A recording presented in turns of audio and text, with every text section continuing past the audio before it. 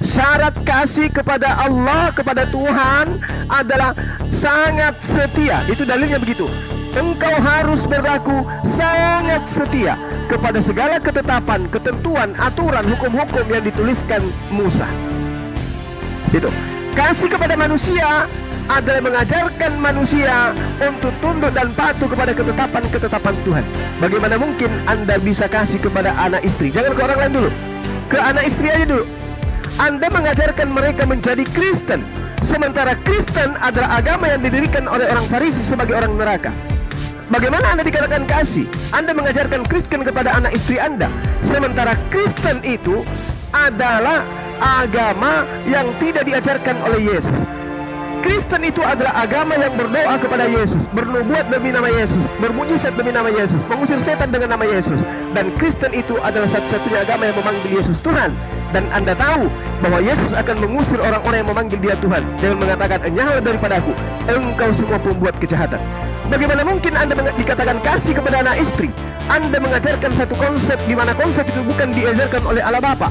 Sementara Yesus mengatakan, tidak semua orang yang memanggil aku Tuhan masuk ke dalam kerajaan langit, melainkan dia yang melakukan kehendak Bapakku yang ada di surga. Apakah menyembah Yesus itu adalah kehendak Bapa yang ada di surga? Bukan. Apakah membatalkan hukum Taurat itu adalah kehendak Bapa yang di surga? Bukan. Apakah menjadi Kristen, menjadikan Paulus sebagai rasul itu adalah kehendak Bapa yang ada di surga? Bukan. Maka di dalam Matius 13 nomor 50, orang-orang yang melakukan kejahatan akan dilempar ke dalam neraka. Bagaimana mungkin Anda disebut kasih kepada anak istri Anda kalau Anda membiarkan mereka dilempar ke dalam api neraka? Sementara Yesus mengatakan, jika engkau percaya kepada aku, engkau akan melakukan pekerjaan-pekerjaan yang aku lakukan. Nah, Yesus tidak melakukan pekerjaan-pekerjaan Kristen, ke gereja hari Minggu, makan babi, pesta Natal. Yesus tidak lakukan itu. Kenapa Anda melakukan? Sementara Anda mengatakan kasih. Yang dikatakan kasih, taat kepada Allah, Tuhannya Yesus, dan taat kepada Yesus, utusannya Allah. Itu baru kasih. Kasih kepada Allah, mengajarkan manusia, mengajarkan kepada saudara Abdon untuk kembali kepada jalan yang benar. Itu yang dikatakan kasih. Kalau mengajarkan menyembah kepada manusia, itu bukan kasih, itu laknat. Anda mengajarkan laknat kepada Allah, laknat kepada sesama manusia dengan mengajarkan mereka menjadi Kristen.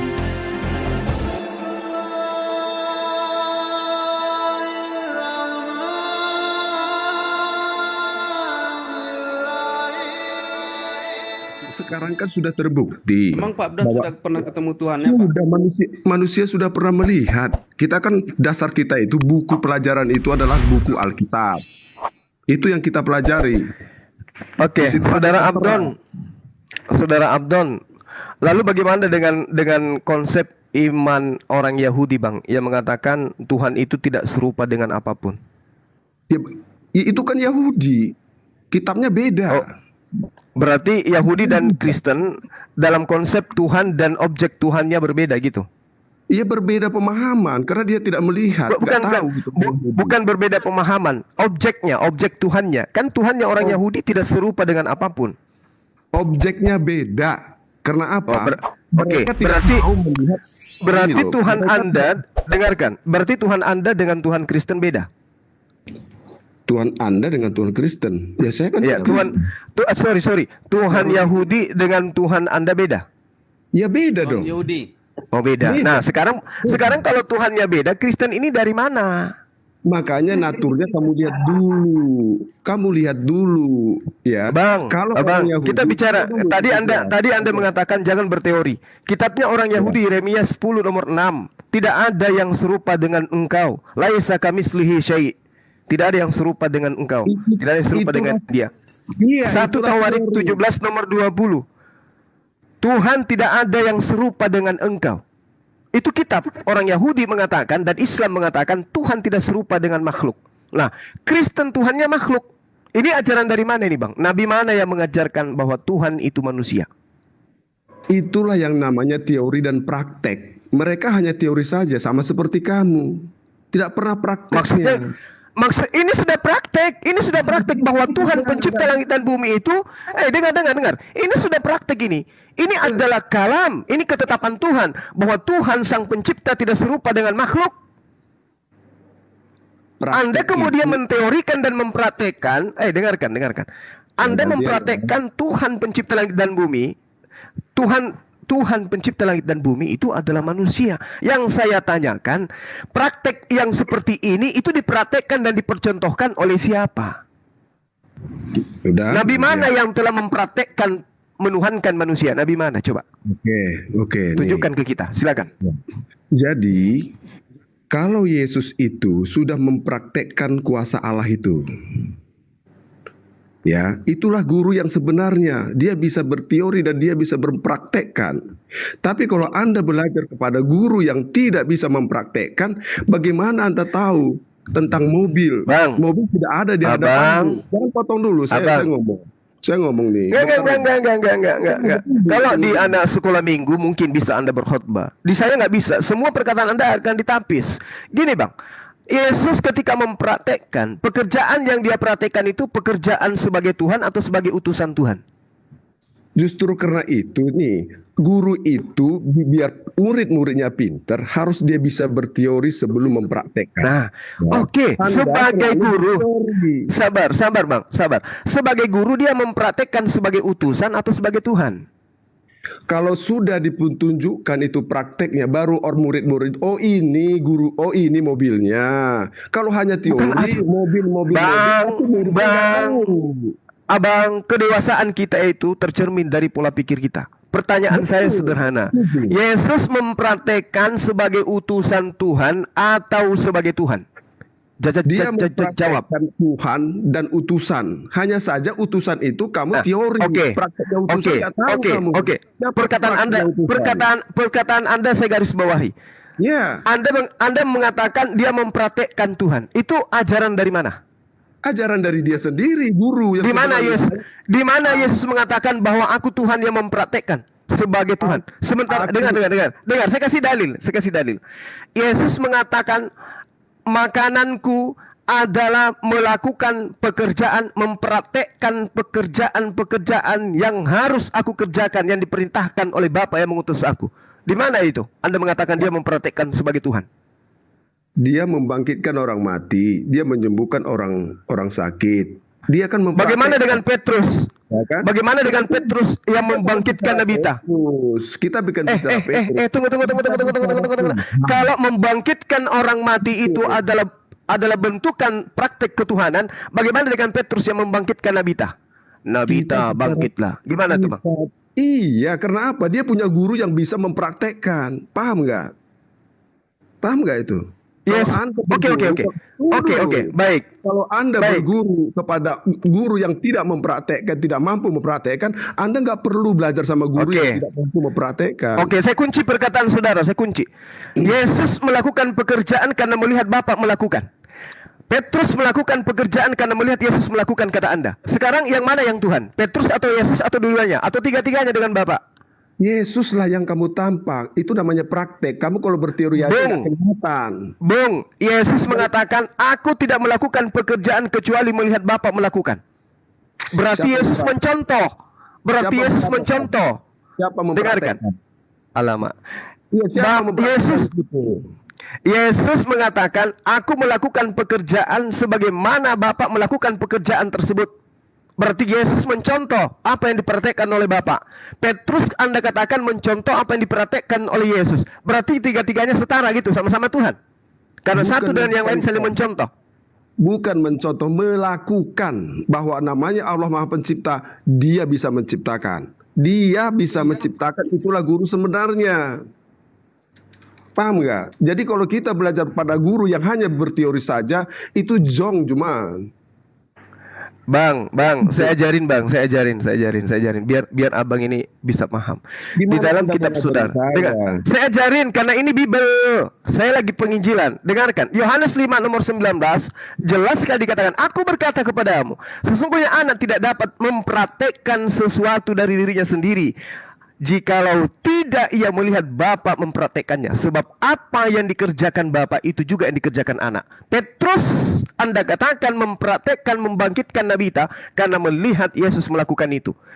Kedudukan Petrus dan Yesus sama-sama mencontoh kepada sang Bapa. Apakah tidak hancur kedudukan Yesus sebagai Tuhan karena hanya mencontoh pekerjaan Bapa? Jawab. Guru yang mampu mempraktekkan itulah guru yang sesungguhnya. Paham nggak? Loh, Kalau tunggu, saya ganti ya. Kalau Allahu Anda Akbar. kalau Anda Allahu tidak Akbar. kalau Anda tidak berguru kepada yang bisa mempraktekkan, kamu hanya berteori saja. Yesus melakukan yang katanya Maha Tuhan, Maha Pencipta, Maha Penolong, Maha Pengasih. Guru yang sebenarnya mempraktekkan itu adalah Yesus. Dan muridnya juga sama. Seperti yang Anda bilang tadi, Petrus bisa membangkitkan.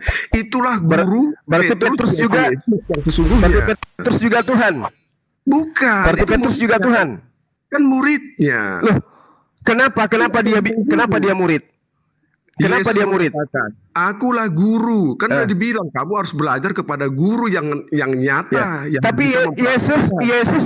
Yesus belajar di mana?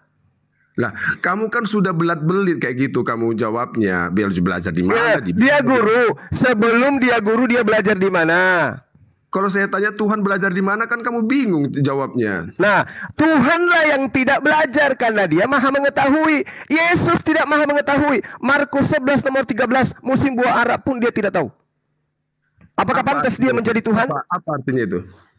Apa artinya? Artinya Yesus bukan Tuhan. Artinya Yesus bukan Tuhan. Perumpamaan apa itu? Tahu nggak? Bukan artinya perumpamaan. Ini bukan perumpamaan. Jangan asal-asal Anda. Jangan asal-asal memelintir. Yesus mengakui, dengarkan. Bung. Adalah lebih baik kita jujur terhadap akal kita ini. Pembeda antara kita dengan makhluk lainnya itu adalah akal.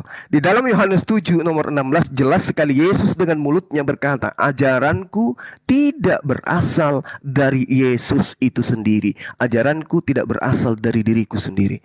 Dia guru, tapi dia belajar. Siapa yang sang guru? Bapak.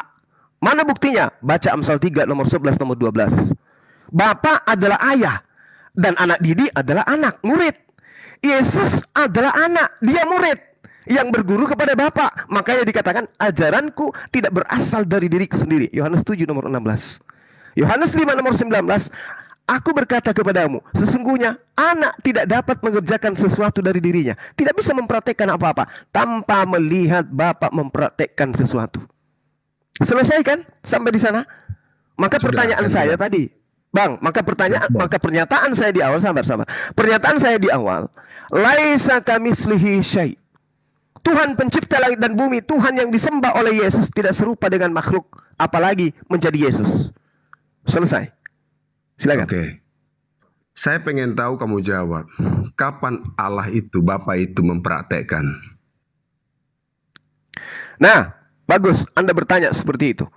Al-Quran menerangkan bil bayyinati waz zubur. Bismillahirrahmanirrahim. Bil bayyinati waz zubur wa anzalna ilaika dzikr litubayyana lin-nas ma nuzzila ilaihim wa la'allahum yatafakkarun. Aku mengutus engkau Muhammad.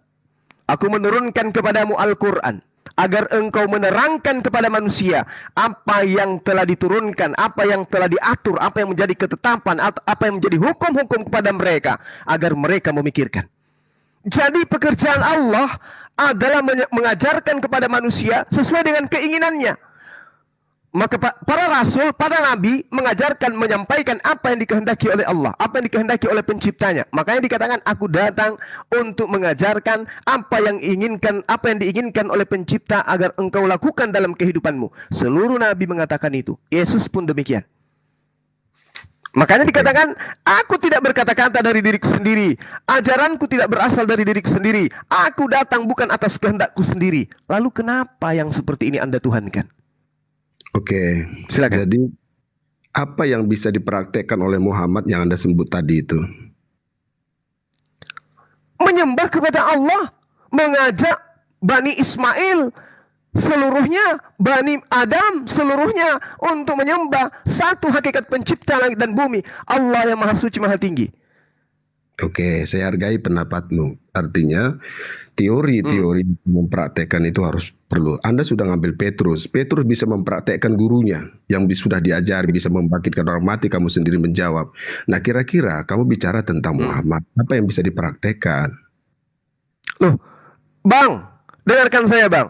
Ketika para nabi itu datang, ditolak oleh kaumnya, maka penolakannya ini dibekali oleh Tuhannya yang mengutus dirinya agar diakui sebagai nabi dengan bekal-bekal mukjizat. Mujizat itu muncul ketika ada penolakan untuk membuktikan bahwa dirinya adalah utusan Tuhan. Baginda Rasulullah Muhammad SAW, perlawanan yang dihadapi bukan perlawanan seperti perlawanan bangsa Israel kepada para nabi. Perlawanan yang dihadapi oleh bangsa kaum yang didatangi oleh baginda Rasulullah Muhammad SAW adalah perlawanan terhadap kalimat-kalimat Allah yang datang dari langit dengan puisi-puisi mereka. Karena mereka orang Arab memang diakui dengan kemampuan dan kemahiran mereka berpuisi. Maka mujizat yang diberikan oleh Allah, kemampuan mematahkan seluruh kalimat-kalimat puisi indah yang ada di antara mereka dengan lantunan ayat suci Al-Quranul Karim. Yesus datang kepada Bani Israel, ilmu kedokteran pada saat itu berkembang. Yesus diberikan kemudahan keilmuan, mujizat yang lebih tinggi daripada keilmuan yang ada pada masa itu. Untuk mematahkan kemudian, makanya dikatakan mujizat, hal-hal yang mematahkan hal-hal yang lain. Itu yang dimaksud dengan mujizat.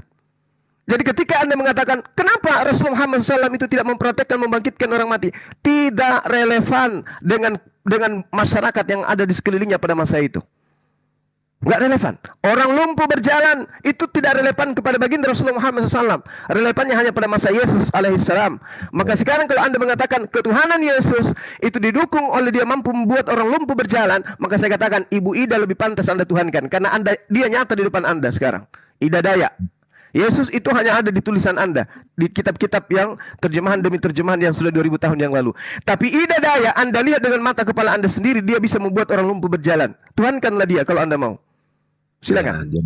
Jadi kita bicara tentang pedoman. Kalau guru itu mengajarkan ada bukunya, ya, tidak ada Ibu Dayak tertulis di Quran ataupun di Alkitab. Anda kan bicara Petrus ada tertulis di buku itu. Jadi jangan melenceng-lenceng cuma. Maksud saya, kalau pamannya Yesus berkata, akulah guru dan Tuhan. Kalau nggak setuju Tuhan ya Tuhan. Nah, Anda kan nggak menyimak di situ itu. Dia sudah ngomong, akulah guru. Ya kan? Kalau dia sudah ngomong akulah guru, kenapa Anda tidak belajar? Oke lah, Anda tidak menuhankan dia, tapi belajar. Karena Anda belajar kepada Alkitab, apa yang kata-kata Yesus, Anda kan semakin pinter. Itu guru yang benar. Ya, betul, ya, saya belajar Bang. Nah, iya betul kan? Makanya saya tidak menuhankan. Tunggu dulu. Silakan. Tetapi kalau Anda bicara tentang kitab di Al-Quran, ya, kitab di Al-Quran, kamu harus jujur, bedakan pemahaman kamu ketika kamu belajar di dalam Alkitab, ya, dan belajar di dalam Al-Quran, bedakan. Nah, Yesus mengatakan, ini remeh-temeh ini bahasanya, remeh-temeh, tapi ya, walaupun itu sebatas nabi bagi kamu, tapi Nabi Isa itu ataupun Yesus itu sudah mengatakan, akulah guru. Oke, Anda tidak perlu Anda tahu ikutin dia sebagai Tuhan. Akulah guru. Pilih yang mana? Belajarlah guru sama dia. Kata-katanya itu banyak cuma yang memang justru saya gini, kita tunggu sebentar lagi. Yesus berteori tentang kata-katanya, tetapi teori kata-katanya itu semua akan terjadi. Itu harus kamu rangkum pelan-pelan. Kalau kamu belajar di dalam Al-Quran, kira-kira ada nggak sebagai guru yang ada di situ yang seperti Yesus ini? Begitu loh, kita harus fair. Kita belajar dalam pedoman buku. Ya, di pelajaran sekolah juga buku. Jadi maksud saya, Anda mempelajari 90% Anda berbicara tentang buku yang namanya Alkitab, tetapi Anda jarang sedikit, minim Anda mengatakan tentang apa yang dipelajari Anda dalam Quran itu, minim sekali. Itu yang saya rindukan, kamu nggak fair membuka itu semua. Gitu. Bang. Di Al-Quran Nabi Isa alaihissalam mengatakan, Fattakullah wa ati'un, wahai Bani Israel, taatlah kepada Allah, bertakwalah kepada Allah, takutlah kepada Allah, tunduklah kepada Allah, dan taatlah kepadaku. Wa ati'un. Nabi Isa alaihissalam meminta Bani Israel untuk taat kepada dia. Sama ketika di dalam kitab saudara dikatakan, inilah anakku yang kukasihi, kepadanya aku berkenan, dengarkanlah setiap perkataan yang berasal dari dia. Nah sekarang, kalau Anda merujuk kepada ketaatan perkataan Yesus mengatakan dalam Yohanes 14, jika engkau percaya kepadaku, engkau juga akan melakukan pekerjaan-pekerjaan yang aku lakukan. Yesus adalah seorang Muslim, dia taat. Tadi saya sudah katakan kepada saudara, dia melaksanakan segala perintah yang Tuhan berikan kepada dia. Dia mengerjakan apa yang diperintahkan oleh Tuhan. Bahkan kesaksiannya dia, Bung, Syahadatnya dia sangat jelas. Apa syahadatnya Yesus? Di dalam Yohanes 5 nomor 36. Ada kesaksian, ada persyahadatan yang dilakukan oleh Yohanes. Tetapi persyahadatanku, kesaksianku jauh lebih penting dari kesaksian Yohanes. Apa itu? Bahwa semua pekerjaan-pekerjaan yang membuat Abdon menuhankan aku, pekerjaan-pekerjaan itu justru membuktikan aku ini adalah utusan Tuhan. Itu syahadatnya Yesus, persaksian Yesus tentang dirinya. Yang anda gugat bahwa dia adalah Tuhan itu sendiri. Dia mempersaksikan dirinya kok. Ada kesaksianku yang lebih penting dari kesaksian Yohanes. Sabar. Ada kesaksianku yang lebih penting dari kesaksian Yohanes. Apalagi kesaksian seorang Abdon Zagala. Apa kesaksian itu? Bahwa semua pekerjaan-pekerjaan yang aku lakukan, membangkitkan orang mati, membuat air menjadi anggur, membuat buta melihat, lumpuh berjalan. Pekerjaan-pekerjaan itu, kesemua pekerjaan itu bersaksi tentang aku, bahwa engkaulah yang telah mengutus aku. Yang mengutus aku bukan setan, yang mengutus aku bukan PBB, yang mengutus aku bukan RI, tetapi pencipta langit dan bumi. Ini kesaksian beliau. Maka saya mengimani dia adalah utusan Tuhan. Dia adalah Nabiullah, dia adalah Rasulullah yang diutus kepada Bani Israel. Nah, kalau Yesus sudah mempersaksikan dirinya seperti itu, Anda bisa apa? Kecuali yang dikatakan oleh Yesus dalam Matius 7 nomor 23, "Enyahlah daripada aku Abdon, engkau pembuat kejahatan, aku tidak mengenal engkau." Oke. Ayo, sekarang siapa yang percaya? Siapa yang percaya kesaksian Yesus? Saya atau Anda? Silakan. Oke. Jadi gini, cuma biar fokus pembicaraan ini ya. Kamu harus pahami dulu kamu mempelajari buku terbitan apa. Kamu harus tahu siapa yang menerbitkan ini ya. Siapa yang penulis-penulisnya? Apakah memang orang paham-paham? Apakah memang orang pinter-pinter? Kamu harus tahu buku itu. Nah, guru ini yang mengajarkan lewat pedoman ini, itulah makanya orang-orang Yahudi yang sudah mengetahui tentang kitabnya, tapi masih belajar kepada Yesus. Kamu harus tahu, Yesus sudah memberi peluang kepada kamu, cuma akulah guru dan Tuhan, dan Tuan. Terserah kamu. Pilih yang guru nggak apa-apa. Ya memang beda, memang harus Tuhan, jangan Tuhan, Bang. Iya, 90%. Anda salah kalau katakan Tuhan. 90% Anda itu mempelajari dan terpikat dan terikat dan pintar Anda mengeluarkan karena ada buku aja yang Anda pelajari dalam kitab itu, Anda sudah pintar. Tapi Anda tidak mengakui siapa guru itu. Jadi Anda tidak paham. Ketika dipraktekkan, Anda pintar teori, tunggu dulu. Anda pintar teori, tapi tidak mengakui guru itu mempraktekkan. Anda tidak pernah hadir dalam praktek itu. Sampai kapanpun kamu selalu berteori cuma. Kamu tidak bisa bermujizat, kata Yesus, menyembuhkan orang sakit, dan lain-lain. Itulah yang katanya itu, kalau murid itu harus ada prakteknya, supaya dia lebih pinter. Begitu. Bang, sebelum Yesus itu jadi guru, dia jadi murid dulu, dia sekolah. Pahami dulu itu. Dan itu tidak disepakati oleh pencipta langit dan bumi. Gugur dia di sana. Kedua, tadi saya sudah membacakan data dari Al-Quranul Karim. Apa yang diterangkan oleh Al-Quran? Wa'ati'un, dan taatlah kepadaku. Yohanes 10 nomor 27. Aku mengenal muridku, aku mengenal pengikutku. Mereka mendengarkan aku dan mengikuti aku. Wa'ati'un. Coba. Nah sekarang Anda menjadi Kristen, menjadi penyembahnya, Anda taat kepada siapa? Kepada Paulus. Tapi jangan bahas dia, jangan bahas Paulus dulu. Kita fokus kepada Yesus. Yesus ini sebagai guru mengajarkan apa rupanya kepada murid-muridnya? Adakah dia mengajarkan untuk membatalkan hukum Taurat? Tidak ada. Adakah dia mengajarkan untuk ibadah hari Minggu? Tidak ada. Adakah dia mengajarkan untuk kemudian membatalkan apa yang menjadi aturan, ketentuan, ketetapan, hukum-hukum Tuhan? Tidak ada. Bahkan Yesus mengatakan dalam Matius 5 nomor 19, barang siapa yang meniadakan meski yang paling terkecil lalu mengajarkan kepada orang lain, dia akan menempati neraka. Itu yang pertama.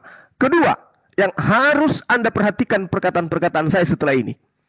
Yesus ketika berdakwah kepada Bani Israel, dia tidak pernah mengatakan waspadalah dan berhati-hatilah kepada bangsa Arab. Waspadalah kepada Bang Zuma. waspadalah kepada apologet Muslim. Nggak pernah.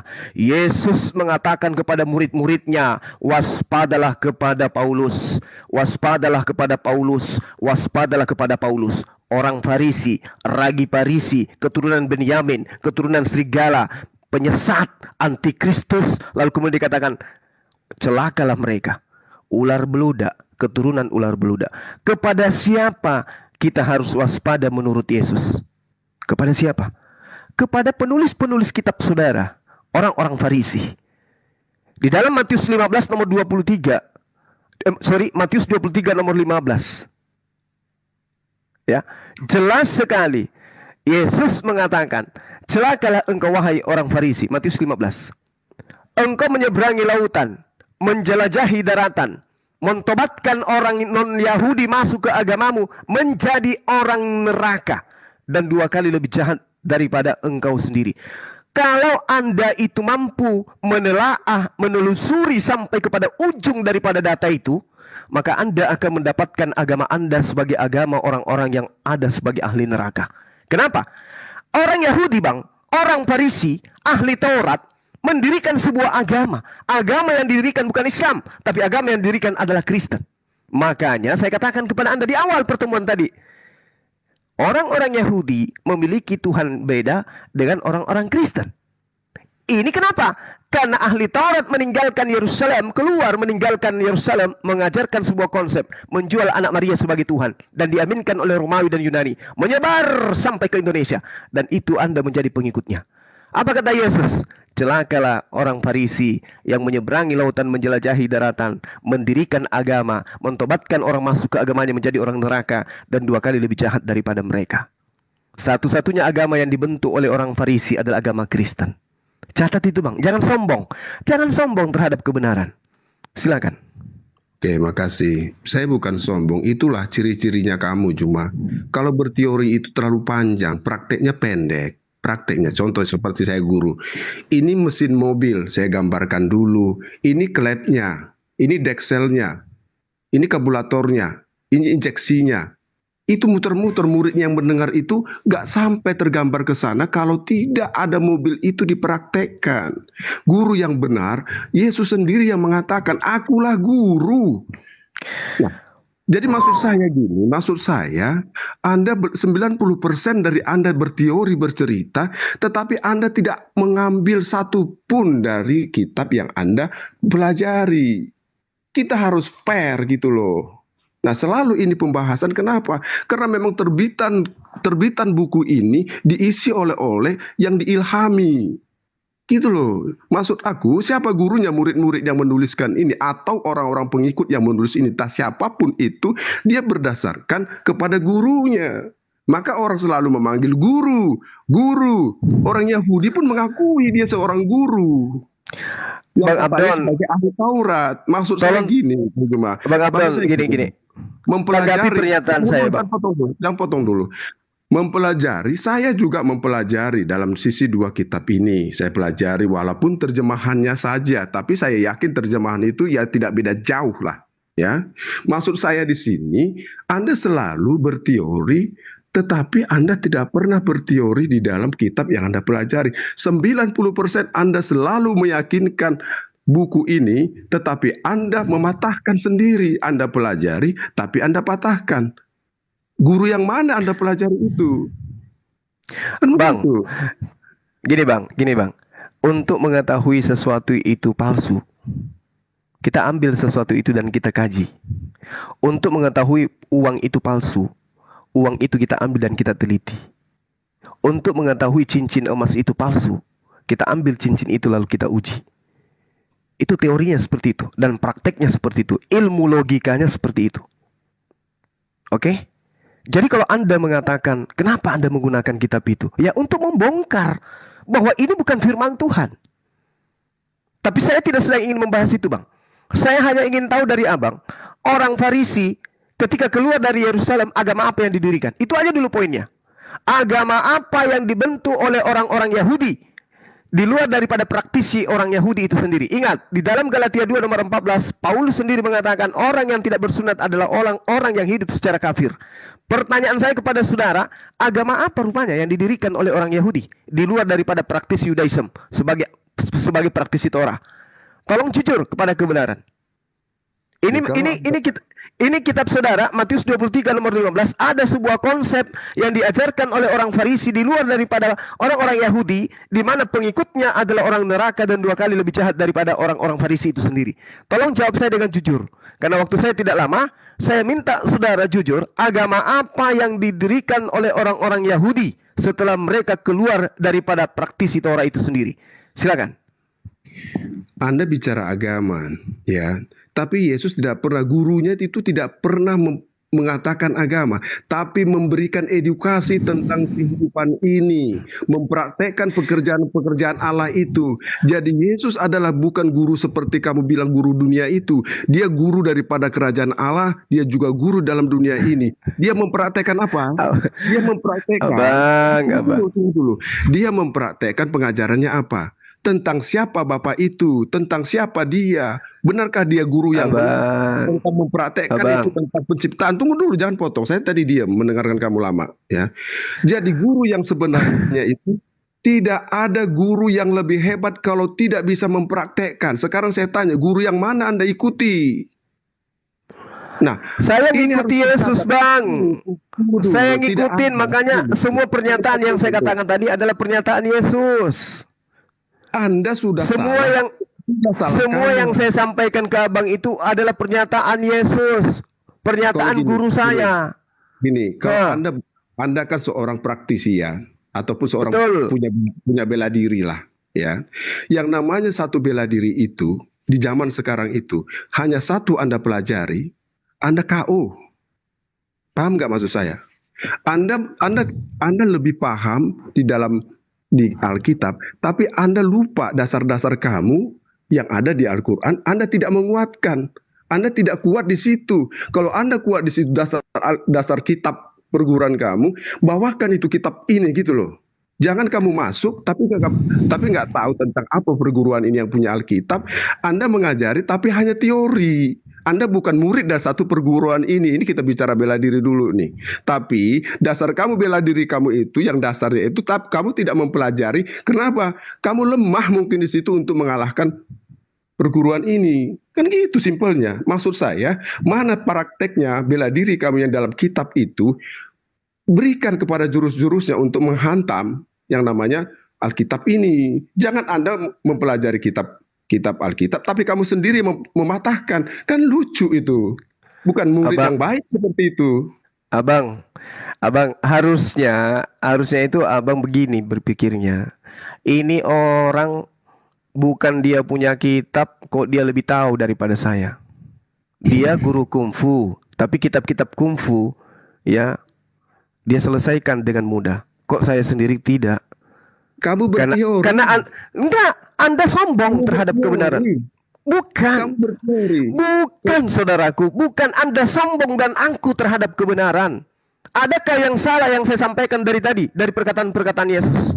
Ada. Menurut Anda ada tidak? Ada yang salah. Yang mana yang salah? Anda hanya mencomot dari perguruan itu. La haula wala quwata illa billah. Bung, Al-Qur'an, dengarkan. Baik. Satu menit. Saya klarifikasi. Satu menit. Gini bang. Al-Quran menerangkan seperti ini. Bismillahirrahmanirrahim. In huwa illa abdun an'amna alaihi wa ja'alnahu mathalan li bani Israel. Nabi Isa itu sebagai contoh pelajaran bagi Bani Israel. Dia diberi nikmat kenabian. Ini Al-Quran. Kami imani, saya mengimani, saya rangkulan, saya pelukan, saya ciuman dengan ayat ini. Nah, bagaimana dengan Yesus? Diterangkan di dalam kitab saudara, Kisah Para Rasul 2 nomor 22. Dengarkan saya bacakan. Hai orang-orang Israel. Nah ini, orang Israel yang diseru nih. Al-Quran mengatakan, mathalan li bani Israel. Tidak keliru kan? Hai orang-orang Israel, dengarkan perkataan ini. Yang aku maksud adalah Yesus dari Nazaret. Apa yang diterangkan oleh Al-Quran? In huwa illa abdun amna alaihi wa ja'alnahu mathalan li bani Israel. Yang kumaksud adalah Yesus dari Nazaret, seorang yang ditentukan oleh Allah dan yang dinyatakan kepadamu dengan kekuatan-kekuatan, dengan mukjizat-mukjizat, dengan tanda-tanda yang dilakukan oleh Allah dengan perantaraan Yesus di tengah-tengah kamu, seperti yang kamu tahu. Apa yang diterangkan oleh Al-Quran? Mathalal li Bani Israel. Tidak ada yang salah kan? Kekuatan, mujizat, tanda-tanda yang dipertontonkan oleh Yesus adalah sebagai tanda bukti dia adalah utusan Tuhan kepada Bani Israel. Al-Quran tidak salah. Pernyataan saya tidak keliru. Yang bermasalah sekarang adalah Anda. Anda mempertuhankan sesuatu yang keluar daripada kaidah-kaidah yang diajarkan oleh sang guru tadi. Anda mengatakan dia guru. Tapi sang guru ini tidak pernah mengajarkan dirinya adalah Tuhan pencipta langit dan bumi. Tapi Anda tuhankan. Ini sebenarnya yang menjadi murid durhaka saya atau Anda. Silakan Bang.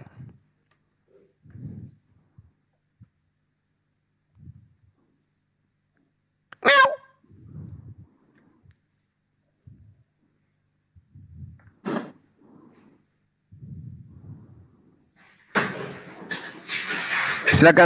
Silakan Bang Abdon, silakan. Waktu saya 1 menit, saya masih ada 15 menit lagi ya teman-teman.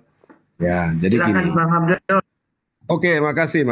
Jadi sebenarnya kalau teori itu A sampai Z bisa aja, tapi yang saya butuhkan di sini praktek. Kalau guru itu bisa mempraktekkan, memberi praktek kepada muridnya, muridnya juga sama seperti itu. Anda sudah bilang Petrus. Nah, kalau tidak berguru kepada yang tidak bisa mempraktekkan, itu Anda tinggal pikir sejauh mana Anda bisa hanya teori saja. Contoh nih, Tuhan kata orang tidak terlihat benar, tapi hanya teori saja dia. Tuhan ini begini, Tuhan ini begini, Tuhan ini begini. Itu fakta, tidak nyata ada di bumi ini. Tapi Yesus adalah guru yang benar. Dia mempraktekkan tentang siapakah Tuhan itu, siapakah Bapa itu, bagaimanakah dia. Dia sudah mempraktekkan, datang untuk mengajari murid-muridnya, yaitu mengajari anak-anaknya, mengajari hamba-hambanya kepada semua manusia. Itulah guru yang benar. Jadi maksud saya simpel saja. Jika Anda belajar kepada guru manusia, Yesus sudah berkata, percuma kamu beribadah kepadaku, sebab ajaranmu adalah ajaran manusia. Itu kata Yesus. Jadi maksud saya di sini, kita nggak perlu jauh melompat, tapi kita harus sadar, kita sebagai berguru dalam satu kitab ini, satu buku ini, boleh kita bandingkan dengan yang lain-lain. Siapakah manusia yang Anda sebut itu, kalau Anda mengatakan Isa Al-Masih, Yesus adalah manusia yang bisa mempraktekkan yang namanya Maha Pencipta, Maha Pengasih, Maha semuanya, hanya Yesus yang bisa mempraktekkan semua. Yang lain tidak ada. Itulah guru yang benar. Silakan. Oke, Abang.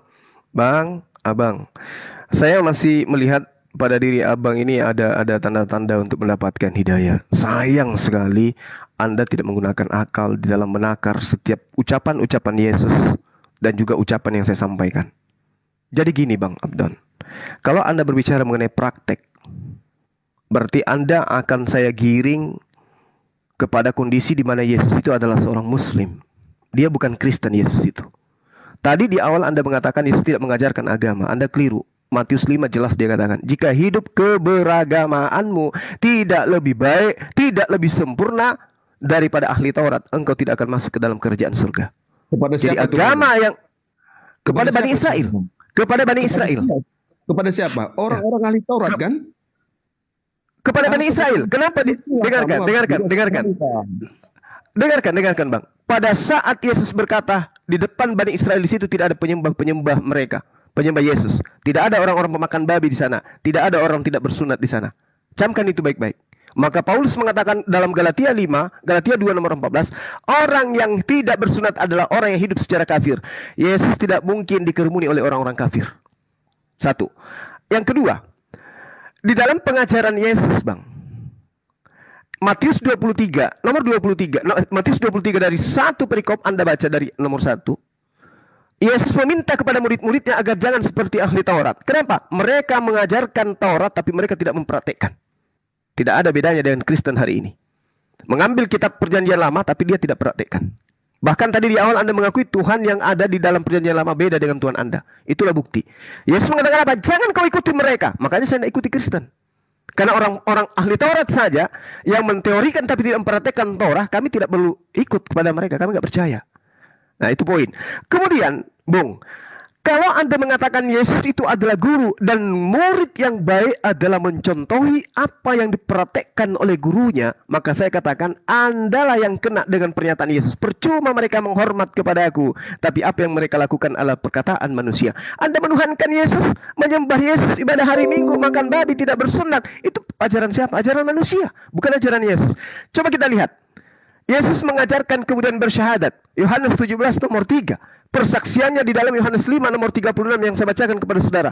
Beliau mempersaksikan Tuhan satu-satunya Tuhan dan dia adalah utusan Tuhan. Kemudian Yesus mengajarkan umatnya untuk ibadah. Ibadahnya itu sholat. Sholat itu sujud dalam beribadah. Berdiri, ruku, sujud. Itu dipraktekkan oleh Yesus. Anda tidak mempraktekkan itu. Yesus sunat. Yesus berpuasa. Itu bukti bahwa beliau itu adalah Muslim. Taat dia beragama. Di dalam menerima perintah, dia mempraktekkan perintah itu. Makanya dikatakan bahwasanya pekerjaanku adalah melakukan pekerjaan yang diperintahkan oleh Bapa untuk aku lakukan. Bahkan berkata pun, Yesus tidak berkata-kata dari diri sendiri. Yohanes 12 nomor 49. Apa yang aku katakan adalah apa yang diperintahkan. Ketaatannya mencerminkan dia seorang Muslim. Sementara Kristen, ya satu menit lagi bang. Sementara Kristen ini adalah sebuah sekte yang didirikan atas dasar pembatalan hukum-hukum Taurat dengan menjadikan Yesus sebagai tameng. Dengan matinya Yesus di atas tiang salib, dia telah membatalkan hukum Taurat beserta segala ketetapan yang ada di dalamnya. Maka Kristen muncul tidak lagi melakukan hukum Taurat. Sama enggak dengan ajaran Yesus? Tidak, beda. Nah, kalau Yesus guru, sejatinya jadilah murid yang baik seperti saya. Dia mengatakan, aku diutus hanya kepada domba-domba yang hilang dari Bani Israel. Saya aminkan, yes, oke Yesus, kamu diutus untuk Bani Israel. Aku menyembah hanya kepada yang ada di surga. Oke Yesus, kamu menyembah hanya ada yang di surga. Hidup kekal itu adalah mereka mengenal Engkau satu-satunya Tuhan yang benar. Oke Yesus, saya percaya bahwa Tuhan yang mengutus Engkau adalah satu-satunya Tuhan yang benar dan Engkau hanyalah utusan Tuhan. Saya percaya, saya murid yang baik. Anda percaya? Tidak. Anda membantah itu semua. Silakan. Oke. Jadi kembali lagi, kamu selalu berteori ya. Kalau di Alkitab itu ada tata cara bersunat, karena kamu yang bilang sunat ya. Ada tata cara bersunat, ada yang memerintahkan sunat, kepada siapa diperintahkan perjanjian sunat itu, semua lengkap jemaah. Kalau Anda mempelajari dalam kitab Al-Qur'an itu, mana ada kata sunat, siapa yang mengajarkan sunat? Paling kamu nanti bilang itu milahnya Ibrahim. Tapi di situ harus tercatat jemaah. Jadi kamu harus mengakui jujur. Anda yang mengatakan itu, tapi Anda diserang kembali oleh perkataanmu. Kalau di Alkitab itu tidak ada Yesus melarang orang yang tidak bersunat. Tunjukkan kepada saya. Karena itulah guru yang benar. Pahami itu jemaah. Jadi maksud saya, jika Anda ada buku yang bisa kita pedomani sesuai teori, sesuai praktek. Katanya kalau guru itu bisa menciptakan, muridnya juga harus bisa menciptakan. Itulah guru yang benar. Jadi kalau guru hanya berteori, muridnya pun hanya selalu berteori. Ini simple ini pengajaran ini. Makanya dari kata-kata itu kamu sudah menjalani ya, kamu sudah menjalani membuka kitab itu, membuka buku itu. Kamu semakin pintar, kamu harus mengakui itu. Olah pikiran kamu semakin pintar tentang Tuhan itu. Dan sedikit kamu bantah dan sedikit kamu bantah. Tetapi jika kamu mempelajari kitab yang satu itu, ya Quran itu, Anda akan tidak tahu. Karena tidak bisa diserupakan Allah itu, tidak sebagai makhluk Allah itu. Nah, prakteknya, jujur, Anda juga nggak tahu. Tapi Yesus sudah mempraktekkan tentang siapa Tuhan itu. Bagaimana Tuhan itu menciptakan. Bagaimana dia memberikan mujizat. Semua dia bisa katakan itu. Dan apa yang dikatakan oleh guru itu, Yesus itu, terbukti semuanya. Jadi maksud saya, jemaah, biar semakin mendalam, saya minta selalu kamu memberitakan sesuatu, mengajari murid-murid, tapi kamu ambil buku yang bukan kamu pelajari sesungguhnya. Itu kekurangan kamu. Nah, kalau kamu bisa memperbandingkan dengan jujur, dengan fair tentang sejarahnya, tentang nabi-nabi, nabi manakah itu, bagaimanakah itu, di antara dua kitab ini, kamu harus fair. Ya, siapa yang membuktikan di situ lebih lengkap? Apalagi bicara sunat. Sunat itu adalah perjanjian Allah kepada Abraham. Oke, dan itu satu budaya bagi orang-orang Yahudi, sunat itu harus disunat. Bukan karena agama juga mereka disunat. Setiap yang bukan pengikut daripada itu orang-orang suku-suku yang lain, itu sunat. Itu budaya Yahudi. Dan Yesus pun ikut di sana. Tapi tidak ada masalah sunat dan tidak sunat dibicarakan oleh Yesus. Itu guru yang benar. Yang bersunat atau tidak bersunat, itu tidak masalah kepada guru itu. Guru yang benar tidak memandang orang itu miskin atau kaya atau bagaimana, itu guru yang benar. Tapi kamu selalu mengatakan seperti orang Yahudi, harus sunat, kalau tidak sunat harus dibantai, harus ini. Guru yang mana kamu dapati itu sebelum Yesus? Kan kita harus fair. Guru yang benar itu ahli Taurat pun yang tahu tentang bagaimana tata cara beribadah mereka, memanggil Yesus adalah guru, tapi mereka tidak mengakui Yesus itu adalah Tuhan. Tidak masalah. Dia sudah diakui diakui sebagai guru. Contohnya saja, teori-teori dalam dosa, dalam hukum-hukum banyak sekali dalam hukum Taurat itu. Banyak sekali, ada 10 pelita ada 600-an lagi, larangan-larangan makanan, minuman segala macam. Tapi kamu harus tahu jawab Yesus itu kepada orang-orang ahli Taurat bertanya, "Guru," kata ahli-ahli Taurat orang Yahudi, "hukum manakah yang paling utama dan paling terutama?" Murid-murid itu, orang Yahudi itu bertanya kepada Yesus. Apa jawab Yesus? Hanya 2 cuma. Dari 100 ribuan itu hukum-hukum yang ada di Taurat itu, Yesus menjawab hanya 2. Kasihilah sesamamu manusia seperti dirimu sendiri. Yang sama dengan itu, kasihlah sesamamu manusia seperti dirimu sendiri, kasihlah Tuhan Allahmu dengan segenap hatimu. Hanya 2, universal. Kita bicara tentang Tuhan dan kita bicara tentang manusia. Semua itu kalau kita lakukan perintah guru ini, Anda tidak akan terlibat dalam dosa. Pahami, itulah hukum kasih. Nah, hukum kasih ini kamu bingung. Apa kasih itu? Apa kasih itu? Kamu sendiri kalau kamu membantu orang yang tidak punya, mereka menerima hukum kasih ada pada kamu cuma. Anda dapat hukum kasih itu dari kitab ini, tapi Anda tidak dapat hukum kasih di dalam Quran itu. Buktikan sama saya, ayo kita fair. Bagaimana Tuhan itu memberikan pengajaran? Siapakah yang mengajari di Alkitab? Tuhan sendiri. Siapakah yang mengajari tentang di Quran itu? Siapa? Kan kita harus fair gitu, biar kita lebih paham guru yang mana kita ikuti. Jadi jangan asal bilang bahwa manusia, Tuhan itu manusia, tapi Anda bicarakan ketika saya Tuhan itu seperti apa, Anda tidak bisa membuktikan seperti apa. Begitu. Silakan. Bang, tadi saya sudah mengatakan Tuhan saya dan Tuhannya Yesus itu sama. Laisa kamislihi syai'. Kita udah final di situ. Jangan Anda rubah-rubah lagi. Kristen sendiri yang Tuhannya sendiri. Yahudi dengan Islam sama Tuhannya. Kristen ini, jadi Anda jangan bangga dengan konsep itu. Ini konsep Tuhan Anda nggak usah Anda jajakan. Karena itu akan saya makan mentah nanti. Cukup ini yang kita bahas yang tadi. Nah, Anda mengatakan saya tidak ngerti tentang kasih. Bung, justru karena saya sedang mempraktekkan kasih, saya mengajak Anda untuk menjadi pengikut Yesus. Matius 5 nomor 19. Barang siapa yang meniadakan dan mengajarkan. Coba. Barang siapa yang meniadakan dan mengajarkan, akan tetapi barang siapa yang tidak meniadakan dan mengajarkan, ada 2 nih. Ya, sama-sama mengajar. Jadi kalau kasih kepada orang lain, ajari orang lain untuk mendudukkan perkara hukum-hukum Tuhan. Kalau sayang kepada orang lain, ajarkan orang lain untuk mendudukkan Yesus sebagai utusan Tuhan. Nah, kalau dia tidak kasih, maka ajarkan Yesus itu adalah Tuhan. Nah, sekarang bagaimana mungkin Anda mengatakan, aku kasih kepada Tuhan, tapi Anda menggugurkan semua perintah-perintahnya? Baca Yosua 22 nomor 5.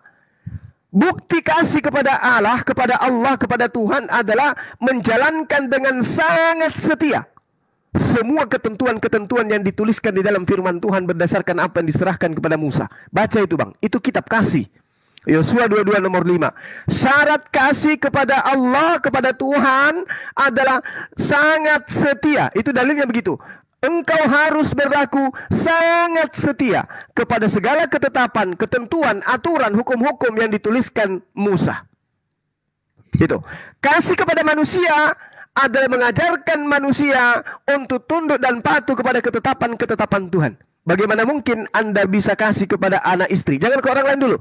Ke anak istri aja dulu. Anda mengajarkan mereka menjadi Kristen, sementara Kristen adalah agama yang didirikan oleh orang Farisi sebagai orang neraka. Bagaimana Anda dikatakan kasih? Anda mengajarkan Kristen kepada anak istri Anda, sementara Kristen itu adalah agama yang tidak diajarkan oleh Yesus. Kristen itu adalah agama yang berdoa kepada Yesus, bernubuat demi nama Yesus, bermujizat demi nama Yesus, mengusir setan dengan nama Yesus. Dan Kristen itu adalah satu-satunya agama yang memanggil Yesus Tuhan. Dan Anda tahu bahwa Yesus akan mengusir orang-orang yang memanggil Dia Tuhan dengan mengatakan, "Enyahlah daripadaku, engkau semua pembuat kejahatan." Bagaimana mungkin Anda dikatakan kasih kepada anak istri? Anda mengajarkan satu konsep di mana konsep itu bukan diajarkan oleh Allah Bapa. Sementara Yesus mengatakan, tidak semua orang yang memanggil aku Tuhan masuk ke dalam kerajaan langit, melainkan dia yang melakukan kehendak Bapakku yang ada di surga. Apakah menyembah Yesus itu adalah kehendak Bapa yang ada di surga? Bukan. Apakah membatalkan hukum Taurat itu adalah kehendak Bapa yang di surga? Bukan. Apakah menjadi Kristen, menjadikan Paulus sebagai rasul itu adalah kehendak Bapa yang ada di surga? Bukan. Maka di dalam Matius 13 nomor 50, orang-orang yang melakukan kejahatan akan dilempar ke dalam neraka. Bagaimana mungkin Anda disebut kasih kepada anak istri Anda kalau Anda membiarkan mereka dilempar ke dalam api neraka? Sementara Yesus mengatakan, jika engkau percaya kepada aku, engkau akan melakukan pekerjaan-pekerjaan yang aku lakukan. Nah, Yesus tidak melakukan pekerjaan-pekerjaan Kristen. Ke gereja hari Minggu, makan babi, pesta Natal. Yesus tidak lakukan itu. Kenapa Anda melakukan? Sementara Anda mengatakan kasih. Yang dikatakan kasih, taat kepada Allah, Tuhannya Yesus, dan taat kepada Yesus, utusannya Allah. Itu baru kasih. Kasih kepada Allah, mengajarkan manusia, mengajarkan kepada saudara Abdon untuk kembali kepada jalan yang benar. Itu yang dikatakan kasih. Kalau mengajarkan menyembah kepada manusia, itu bukan kasih, itu laknat. Anda mengajarkan laknat. Laknat kepada Allah, laknat kepada sesama manusia, dengan mengajarkan mereka menjadi Kristen. Karena Yesus tidak pernah mengenal Kristen itu apa. Itu yang perlu Anda pahami. Saya satu sesi lagi ya, habis ini saya pamit. Silakan. Tunggu dulu ya. Jadi Anda dari tadi ya benar saya omongin. Kamu mempelajari kitab yang mana? Jangan lupa kulit dari kacangnya dan lupa kacang dari kulitnya. Anda mengatakan kasih, dasar kamu kitab suci Alkitab. Guru yang benar adalah mempelajari kitabnya sendiri dan disampaikan. Kalau Anda bicara tentang kasih tapi tidak ada prakteknya Anda pelajari, itu sama dengan di 2 Petrus 2:3. Dan karena serakahnya guru-guru palsu itu akan berusaha mencari untung dan kamu dengan cerita-cerita isapan jempol. Ya. Baca itu cuma 2 Petrus 2 ayat 3. Dan karena sekiranya guru-guru palsu itu akan berusaha mencari untung dari kamu dengan cerita-cerita isapan jempol mereka. Tetapi untuk perbuatan mereka itu hukuman telah lama tersedia dan kebinasaan tidak akan tertunda. Jadi maksud saya, Anda harus guru yang benar. Kalau saya bicarakan tentang kasih, Anda jangan isapan jempol kasih-kasih tapi tidak ada tertulis dalam kitab yang Anda pelajari. Harus fair gitu loh. Jadi saya tahu tentang kasih itu seperti apa yang tertulis di dalam kitab yang Anda pelajari. Anda mengambil kitab Alkitab. Jadi nggak fair dong begitu. Guru yang benar itu mempelajari tentang kitab yang diserahkan kepada murid-muridnya, bukan kitab Alkitab yang kamu serahkan. Kitab Quran itu yang diserahkan, dibaca pengertiannya, dibaca pemahamannya. Maksud saya di sini cuma biar kita lebih paham. Anda sudah satu langkah lebih maju karena Anda mempelajari Alkitab. Nah, tapi karena terlalu maju, Anda tidak mampu menceritakan apa yang kita bahas tentang kasih. Pedoman kita itu sebagai guru adalah terbitan yang Anda buku, itulah yang dipelajari. Jangan yang lain-lain. Itulah guru yang benar. Maka dari itu, jangan sampai kamu cuma tertulis di 2 Petrus 2 ayat 3. Dan karena serakahnya guru-guru palsu itu akan berusaha mencari untung dan kamu dengan cerita-cerita isapan jempol mereka. Tetapi untuk perbuatan mereka itu hukuman telah lama tersedia dan kebinasaan tidak akan tertunda. Jadilah guru yang benar cuma Anda bisa tahu tentang apa yang disampaikan tentang kasih. Kalau tidak ada tertulis tentang kasih yang diajarkan oleh Tuhan atau diajarkan oleh guru yang Anda yakini di dalam Quran itu siapa, jangan kepada guru seperti yang lain, ya, kepada manusia. Karena Yesus mengatakan percuma mereka beribadah kepadaku, ajaran mereka adalah ajaran manusia. Ajaran manusia tentang Tuhan tidak mampu menceritakan tentang Tuhan. Hanya Yesus sebagai Tuhan, dia bisa menceritakan tentang Tuhan dan kerajaan Allah. Jadi guru yang benar adalah Yesus sudah mengatakannya, akulah guru dan Tuhan. Oke? Silakan. Iya. Oke, baik. Jadi gini, Bung. Saya sedang berbicara dengan orang Kristen. Beda kalau saya lagi internal Islam tentang kasih sayang, pasti larinya ke Al-Quran. Jangan Anda ragukan tentang Al-Quran, tentang perintah kasih. Di dalam kitab saudara tidak akan pernah Anda temukan data perintah saling menyayangi. Nggak ada. Yang ada cuma kasih, mengasihi. Sementara kasih itu levelnya rendah dibandingkan sayang. Di Al-Quran kasih dilengkapi sayang. Di kitab mana nggak ada sayang. Yang ada hanya kasih. Nah, kalau Anda berbicara tentang Al-Quran, Allah mengatakan dalam surah Maryam ayat 96, Innal ladina amanu wa amilus salihati sayaj'alu lahumur rahmanu wudda. Itu jelas tuh. Sungguh orang-orang yang beriman dan mengerjakan kebajikan, kelak Allah yang Maha Pengasih akan menanamkan rasa kasih sayang dalam hati mereka. Surah At-Taubah ayat 24.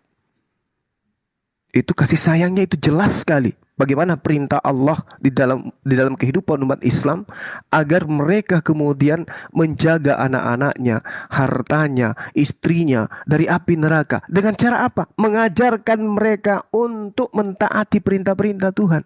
Seirama dengan yang diajarkan oleh Yesus. Ya, itu yang perlu saudara pahami. Lalu kemudian Al-Quran mengatakan apa? Ud'u ila sabili rabbika bil hikmah wal mau'izal hasana wajadilhum billati hiya ahsan.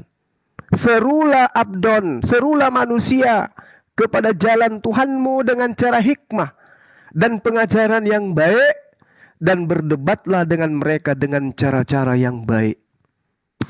Ini perintah, ini wujud kasih sayang di Islam. Kalau Anda ingin mengorek kasih sayang di Islam, kalau di Anda kasih sayang itu apa? Kasih itu apa? Menghilangkan ajaran Tuhan. Itu yang Anda maksud kasih. Kasih kepada Tuhan, kasih kepada manusia. Dengan cara apa? Dengan memerintahkan mereka jangan lagi taat kepada Tuhan. Galatia 5 nomor 1. Kita telah dibebaskan dari aturan-aturan Tuhan dan dimerdekakan dari kuk penghambaan. Dimerdekakan dari menghambakan diri kepada Tuhan. Makanya kalian tidak disebut lagi hamba, tapi anak. Kenapa? Kalian tidak menghambakan diri. Apakah itu disebut kasih sayang? Tidak. Bukan itu yang diajarkan oleh Yesus. Al-Quran menerangkan. Kapan kamu tahu mempraktekkan? Praktek apa, Bang? Teori kan itu. Praktek, Siapa guru kamu yang bisa mempraktekkan? Praktek apa, Bang? Ayat yang Anda bawakan. Kami mempraktekkan setiap saat. Saya mempraktekkan setiap saat mengasihi. Saya mempraktekkan setiap saat saya mengasihi. Dari mana? Saya mempraktekkan setiap saat saya Siapa guru Anda? Maksudnya apa ini? Siapa mempraktekkan itu yang Anda? Al-Quran guru saya. Oh, Al-Quran. Al-Quran guru saya. Bagaimana Iya, cara mempraktekkan betul. itu? Baginda Rasulullah Muhammad, dengarkan. Baginda Rasulullah Muhammad Sallallahu Alaihi Wasallam datang mengubah semua pokok-pokok ajaran kesyirikan menuju kepada keselamatan. Apakah itu kurang? Oh, jadi guru yang mengajarkan manusia, Baginda Rasulullah Muhammad Sallallahu Alaihi Wasallam mempraktekkan kasih sayang itu kepada seluruh umat manusia. Makanya kedamaian itu muncul di Indonesia ini. Sebelum Islam masuk ke Indonesia, apa yang terjadi? Nah, kenapa Indonesia? Dulu itu dulu poinnya. Dulu bukan Indonesia, ini kerajaan. Ya, justru itu kerajaan Islam berdiri dengan kokohnya di Nusantara ini. Ya, Anda kan minta yang mempraktekkan siapa? Siapa mempraktekkan itu? Kan Islam yang mempraktekkan. Ajaran kasih sayang itu justru dipraktekkan oleh Islam. Anda ini sesi terakhir saya loh, ya. Ini sesi terakhir saya loh. Oke? Jadi kalau Anda kemudian ingin melihat apa yang dipraktekkan oleh Islam, tengoklah Islam. Anda hidup di tengah-tengah mayoritas Islam. Anda terancam. Kok ada hubungannya terancam apa? Bagaimana? Terancam apa itu maksudnya? Loh, kalau saya berbuat jahat, Anda kan mengatakan siapa yang mempraktekkan? Kamilah yang mempraktekkan kasih sayang ini. Bawakan dari kitabmu. Kalau di Alkitab Tadi kan jelas tadi Yesus yang saya bacakan tadi apa? Nggak ada. Di Siapa kitab yang saudara itu berkata? perintahnya bunuh. Di Siapa kitab saudara berkata? itu perintahnya bunuh. Ya Tidak Allah ada ya yang Karim. mengatakan bunuh. Di Ada mana bang. Yesus mengatakan bunuh? Nggak Kalau ada Yesus kalau mengatakan saya bunuh. kalau saya temukan ada gimana? Iya, saya tahu maksud kamu. Nah, Saya tahu maksud kamu. Perintah Tuhan Yesus itu beda. Kamu tahu nggak? apa perintahnya? Kasihilah Tuhan Menyembah Dia. Allahmu. Kasihilah Ya Tuhan kasih Allahmu. kasihi Tuhan Allah Kasihilah itu Tuhan dengan cara Allahmu. apa? Dengan cara apa? Ternyata Anda memang tidak mendengarkan penjelasan saya. Kasihi Nah, Tuhan justru Allah itu dengan cara apa? Dengan Bung, makanya dengan itu, ketika Yesus kasihi Tuhan Allah itu dengan cara apa? Dengan cara apa? Dengan cara membatalkan perintah-perintahnya atau gimana? bukan prakteknya kita lihat. Prakteknya. Nah, sekarang mari kita lihat. Selama Yesus yang Dengar. ada di dunia ini, pernahkah Dengar. Yesus menyakiti orang? Pernahkah Yesus menyembuhkan orang? Pernahkah Yesus menolong orang? Yesus, Bung, Yesus bukan hanya menyakiti orang. Yesus membuat Allah murka semurka-murkanya. Nah, itu teori Yesus membuat Tuhan marah. Oh tidak. No. Saya kasih dalil.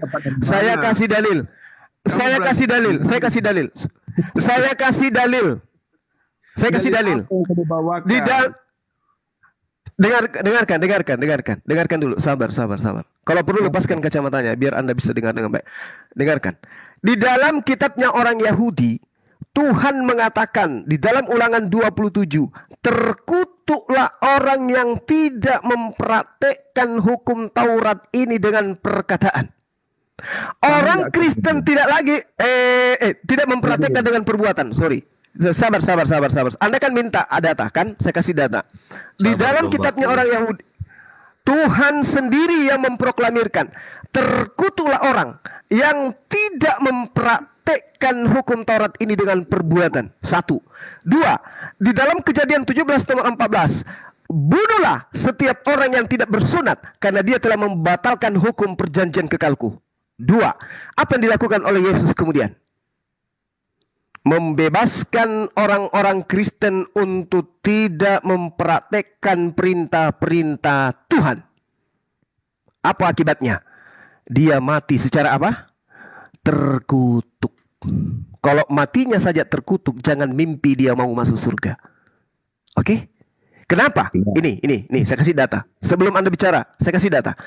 Yesaya 44 nomor 9. Yehezkiel 44 nomor 9. Orang yang tidak bersunat, haram hukumnya masuk ke dalam bait suciku. Ayo. Baca Yehezkiel, sahabat, Yehezkiel 66. Orang yang makan babi akan dihanguskan dengan api yang menyala-nyala. Oke? Jadi bagaimana mungkin kemudian dengar. Bagaimana mungkin kemudian orang yang tidak mempraktekkan hukum-hukum Tuhan, dikarenakan Yesus telah membatalkannya menurut Paulus, Yesus ini bisa selamat? Gak bisa. Yesuslah orang yang akan tinggal di dalam api neraka secara kekal abadi. Kalau kita mengikuti perkataan Paulus, tapi itu adalah fitnah. Yesus tidak pernah membatalkan, tapi difitnah. Dengan matinya Yesus di atas tiang salib, Dia telah dia telah membatalkan hukum Taurat dengan segala ketetapan yang ada di dalamnya. Itu fitnah. Sementara Yesus mengatakan di dalam Lukas 17 ayat 16 dikatakan apa? Lebih mudah langit dan bumi lenyap daripada setitik hukum Taurat itu batal. Itu Bang.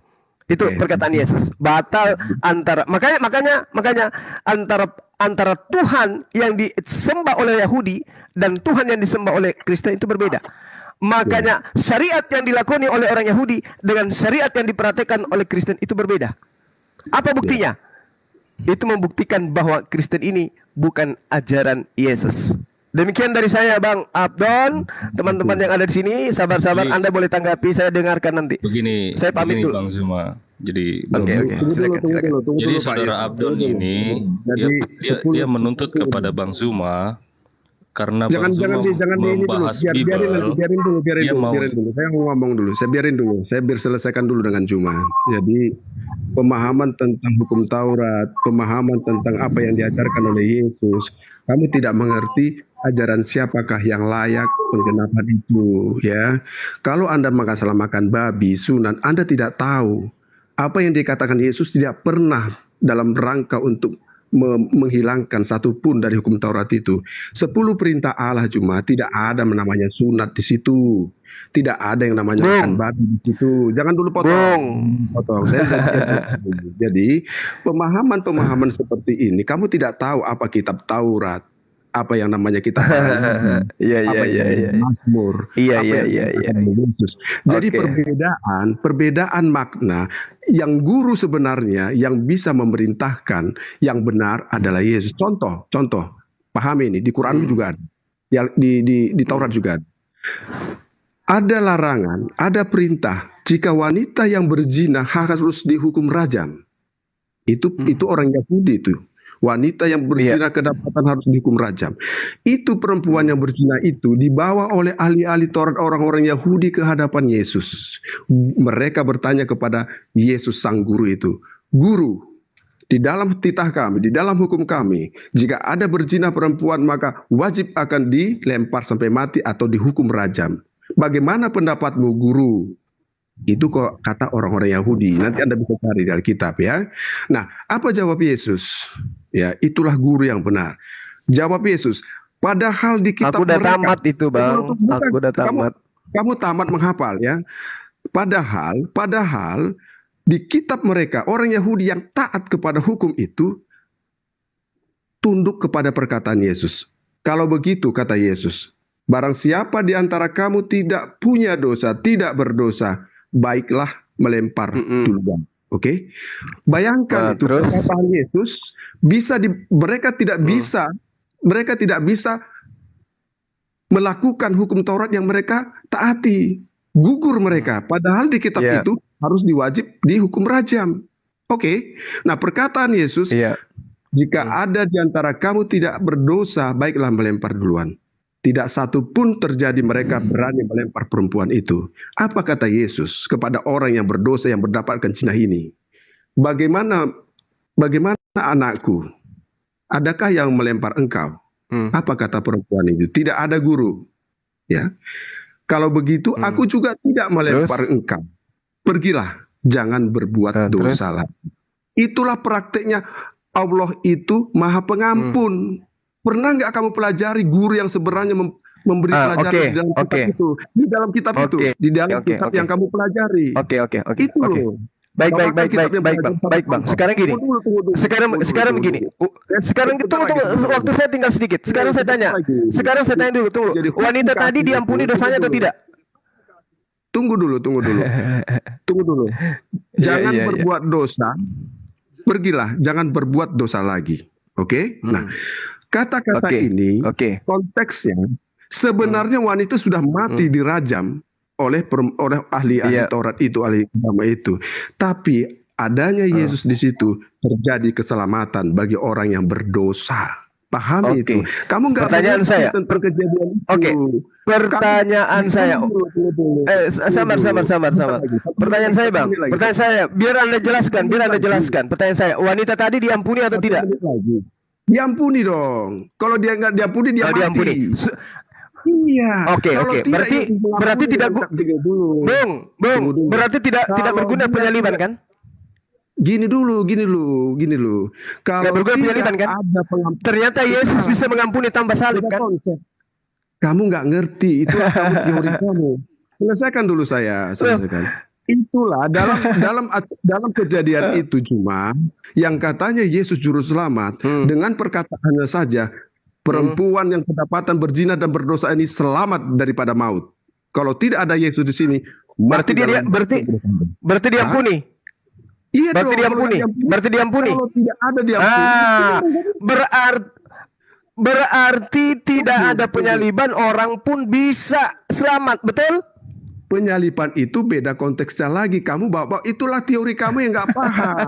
Kamu campur aduk. Kalau nasi, gini.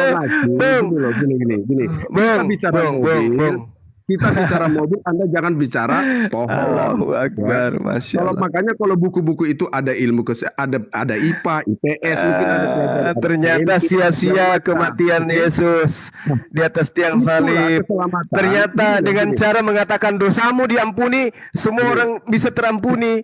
Ya Allah ya Karim. Dengan penyalipan itu, ketika Yesus bersama dengan orang yang hidup, dia lepas daripada maut. Bagaimana dengan orang yang mati? Yesus disalibkan dan mati, dia menyelamatkan orang-orang mati semua. Itulah namanya guru, yang namanya guru penguasa kematian dan penguasa kehidupan. Di kematian silakan. jika tidak ada yang berkuasa mengambil Anda, menyelamatkan Anda di kematian, maka itu bukan guru yang benar. Pahami itu, kita bicara konteks iman. Jangan bandel. Oke. Jangan ngeyel, silakan. Oke, Saudara Abdon. Wanita tadi selamat. Oke? Karena dia kemudian dikatakan oleh Yesus, itu perkataan Yesus, katanya, jangan lagi kau mengulangi dosa tersebut. Itu sudah diterangkan oleh Al-Quran, Bung. 1400 tahun silam Al-Quran sudah menjelaskan itu. Bismillahirrahmanirrahim. Wa musaddiqan lima baina yaday minat Torah wa liuhilla lakum ba'dal ladina hurrima alaikum wa ji'tukum bi ayatin min rabbikum fattakullah wa ati'un. Itu sudah dijelaskan. Nabi Isa datang kepada Bani Israel untuk menghalalkan kepada Bani Israel sebagian dari apa yang diharamkan oleh Allah kepada mereka Bani Israel. Al-Quran tidak pernah keliru dengan di situ.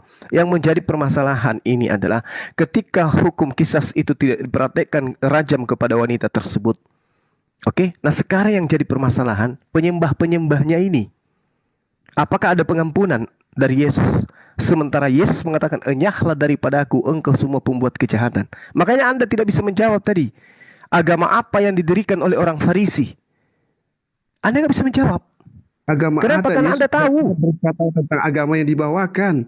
Dia pengikut, siapa yang mengikuti dia? Mana ada konteks Yesus mengajarkan agama?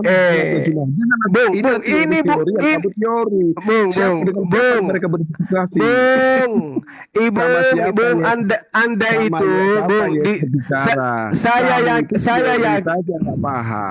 saya yakin di dalam kepala Anda. Anda tidak mengerti. Saya yakin, dengar, jangan buat saya kurang ajar sama Anda ya. Dengarkan, Bang. Di dalam kepala Anda. Kenapa Anda bilang begitu? Anda coba pergi ronseng, kepala Anda kelihatannya ada garpu di dalam nyangkut. Anda tidak di dalam Matius 2, dengarkan saya. Ini waktu saya terbuang percuma. Dengarkan. Matius 23 nomor 15. Dengarkan saya. Yesus berkata, celakalah kamu hai ahli-ahli Taurat dan orang-orang Farisi. Ahli Taurat Paulus, orang Farisi Paulus. Hai orang-orang munafik. Munafik adalah Paulus. Kalau ketemu orang Yahudi ngaku orang Yahudi, ketemu orang Roma ngaku orang Roma. Munafik dia. Sebab kamu mengarungi lautan. Paulus mengarungi lautan, menjelajahi daratan sampai ke Kiliki, sampai ke Roma dia menjelajahi daratan. Itu adalah Paulus. Untuk mentobatkan satu orang saja, orang Yahudi, non-Yahudi. Orang Yahudi menjadi pengikutmu, menjadi penganut agamamu. Berarti ada agama yang didirikan oleh orang Farisi. Bukan Yesus mengajarkan agama, tapi orang dengar. Tidak ada agama dengar. Pahami juga, jangan guru palsu kayak gitu. Masa ada agama Kristen? Baca kisah para rasul 20. Ayat yang kamu berikan tadi. Baca kisah para rasul. Baca kisah para rasul. Dengarkan saya, Bung. Waktu saya terbuang nih. Kisah para rasul 24 nomor 5. Dengarkan. Telah nyata bagi kami Bani Israel bahwa orang ini, Paulus, adalah penyakit sampar. Dia adalah seorang yang menimbulkan kekacauan di antara semua orang-orang Yahudi di seluruh dunia yang beradab. Dan bahwa Paulus adalah seorang tokoh dari sekte Nasrani. Siapa tadi orang Farisi yang membuat apa? Membuat agama. Dan setelah mereka bertobat masuk ke dalam agamamu, kau membuat mereka menjadi orang neraka dan 2 kali lebih jahat daripada engkau sendiri. Agama apa yang dibentuk oleh orang Farisi? Nasrani. Mana dalilnya? Kisah para Rasul 24 nomor 5. Mau lari kemana Anda? Ternyata agama yang dibentuk oleh orang Farisi, dengarkan. Ternyata agama yang dibentuk oleh orang Farisi, Anda mengatakan, mana ada agama di situ? Nggak disebutkan. Tapi ternyata Paulus ini berasal dari sekte Nasrani. Nasrani adalah Kristen. Yang pertama sekali tentang Yesus berbicara kepada ahli Taurat, orang Farisi. Betul. Dengarkan. Biar saya dengarkan. Waktu saya tinggal 1 menit. Dengarkan. Matius 23 nomor 15. Dia Yesus berkata, celakalah kamu hai ahli Taurat. Sama halnya dia mengatakan begini, celakalah engkau wahai Paulus. Engkau menyeberangi lautan, engkau menjelajahi daratan wahai Paulus, untuk mentobatkan Yahudi, Romawi dan Yunani masuk ke agamamu menjadi orang neraka dan 2 kali lebih jahat daripada engkau. Itu analogi sederhananya seperti itu. Apa pembuktiannya bahwa Paulus yang dimaksud di sini? Baca Kisah Para Rasul 24 nomor 5. Dia dikatakan sebagai apa? Sekte Nasrani. Dan Paulus itu adalah orang yang tidak diterima di kalangan murid-murid Yesus. Di mana dikatakan bahwa Paulus itu adalah orang Farisi? Kisah Para Rasul 23. Baca di sana. Aku, wahai anak-anakku, aku ini adalah orang Farisi, keturunan orang Farisi. Kata siapa? Paulus. Kata Yesus, waspada kepada Paulus orang Farisi. Gantian. Apa kurang jelas? Apa kurang jelas? Jujur dulu.